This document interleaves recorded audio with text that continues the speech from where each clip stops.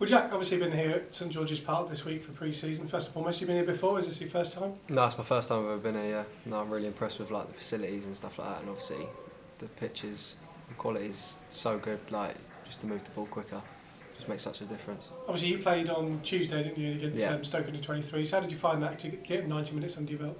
Yeah, obviously it's really important to get that first 90. Obviously, we've been getting like 60 minutes and 75, but obviously I felt really well. I felt really good getting the 90 minutes under my belt. A little bit blowing towards the end, but that's understandable. But no, it was a good test for us because they played like a 23 side. They try and play through the lines, so it got us moving and getting used to what a game would be like. How do you actually push through that? Because I've always wondered when you've played your first 90 and you are blowing and your legs are probably getting tight, is it just a case of being sensible, or do you have to try and push yourself to get to the limits that you need to get to? Obviously pre-season is not too much about game management, as there's not points on the line and things like that, but you do adjust in a way. Like the tempo does slow down towards the end, especially because we were 3-0 up as well, so we started to move the ball like a bit slower, but no, it was a good workout. Listening to the manager on the sidelines, obviously when you've got possession you've got to keep it, particularly when you played against top opposition like they were on Wednesday against Derby, because the turnover can obviously kill you. Is that something that you sort of adjust into your game to know when to go forward and when to keep it simple? Yeah, especially the gaffer's been massive on like the turnover, so when we do win it back, try and retain the ball, don't have to force it, and we don't have to attack every time we have the football. So yeah, we got to make sure, especially in the middle of the park, when we do win that ball back, we got to take care of it.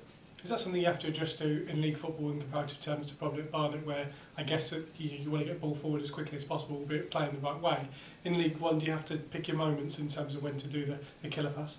Yeah, I mean, I've not found it too different. Like, there's obviously times where if it's a 50-50 in the middle of the pitch, you have to knock it forward and play off second balls and things like that. It's just the way the game has to be played sometimes, and I've done that with Peterborough and with Barnet. But with Barnet, the style of football that the manager wanted us to play at the time was nice football. He wanted us to get it down and play, so it's not really been a difference. But yeah, like I said, there's different times where you need to get it down, look up, just play a 5-yard pass, just to get some control in the game. Is that part of the education as well, in the sense that it's nice that you come from a club that have the same philosophy as this club? Because if you were suited to a different kind of style, it might have took you longer to adjust. But because there was a bit of a smooth transition, you hit the ground running last year. Yeah, I mean, I don't think I'm the type of player to play like in a Route 1 side. Like when I went on loan to Conference South, when I was a young lad, I really struggled to get into the game because I was playing off second balls and things like that. It was like a different ball game, to be fair. But no, I think that suits me. Obviously, Reece Brown's come back in the building, someone you played alongside, and I think we only lost one game when the two of you played together, and that was very early on in that run. Do you feel you complement each other well without being disrespectful to others? Yeah, I think we both know how each other plays. We like to link up, especially in the middle of the pitch together, just to get everyone else on the ball, switch it side to side, especially when we're playing that 3 at the back. We've got to use the full-backs as much as possible, but no, I'm delighted to see him back, and hopefully we can get a relationship going again. And of course there's so much competition for places in that midfield with Ethan coming in, obviously the existing players within the squad, and I guess that's what pre-season's all about, isn't it? Because just because you were playing well last year means nothing when the season starts. Yeah, of course, I was still coming in to work hard. My space was never secured. Even if I do start having some down games, I expect to be like threatened by people behind me who want to take my shirt. So no, I'm ready for it, and I think everyone's ready to fight for their spot, which is healthy for a squad. Yeah, do you thrive under that kind of, I mean, I think you said before, you don't necessarily feel pressure, but do you thrive from the fact there are others wanting your shirt? Yeah, of course, there's always people who want to be where you are, how many minutes you get, and things like that. But yeah, it's always healthy to have that in your squad, people pushing you on the training pitch to play hard and don't let your standards drop. You made such a good start to life at Posh last season.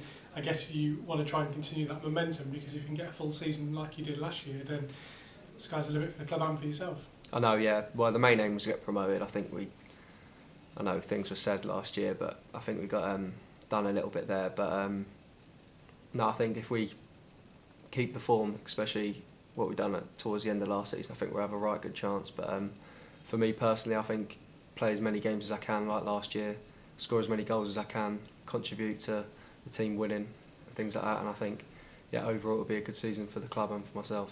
Now today you've had a bit of downtime. You've been on the golf course, caught a bit of a tan, I can see there. Yeah, have I? Well, compared to what you were before, how was your golf? Oh, don't remind me. I was terrible today, to be honest. First 9 I was all right, but after that, I was playing with some good players out there. So I haven't played in a while. So You just getting excuses in. yeah, getting my excuses in. They weren't my clubs as well. It was a bit hot, like you said. Yeah. But And the wind. That's conditions. Yeah, you got to play off conditions. It's like football, really. Yeah. You got to play the conditions. Obviously, it wasn't my day today. And we've just listened to 3 players saying Reece got away with it, of course, because he was here previously. Yeah. How did you rate those trio of songs? I thought it was alright. I've seen Ronnie sing before at Barnet. I knew he had a bit, so I wasn't surprised where he had. Safe song though, wasn't it? Yeah, it was a bit safe, but I was surprised that Ethan had a bit about him. He had a bit of good song choice. Good song choice and a bit of enthusiasm. Who are you rooming with here? Have you I'm with Frankie. Oh, so much sleep?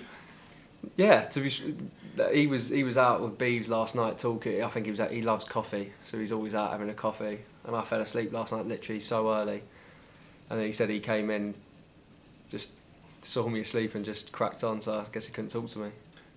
I suppose that's key sometimes when you come away, isn't it? Because you can get lumbered with somebody who can be a right pain in the backside in terms of habits. Frankie, I suppose, is just the fact he talks quite a lot. Yeah, and I'm used to someone like we're both from London anyway, so we're both used to talking a lot. But now we're getting along fine.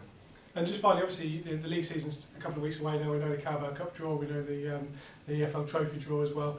Because the games are going to come so thick and fast, I spoke to someone else about this, that obviously all the squad are going to be used, but it's about mentally being strong every single day, isn't it, in terms of your recovery, doing things right, because you don't want to get caught out, because you could miss a big cluster of games if you do the wrong thing. Yeah, I mean, everyone's got to be as professional as they can, to be honest, whether they're on the training pitch preparing for a game or whether they are recovering, whether it's in an ice bath or a pool and things like that. So, and we're going to need everyone, because like you said, there's so many games, but it's good that we've got like the exact dates and things like that and who we're playing set as like a target.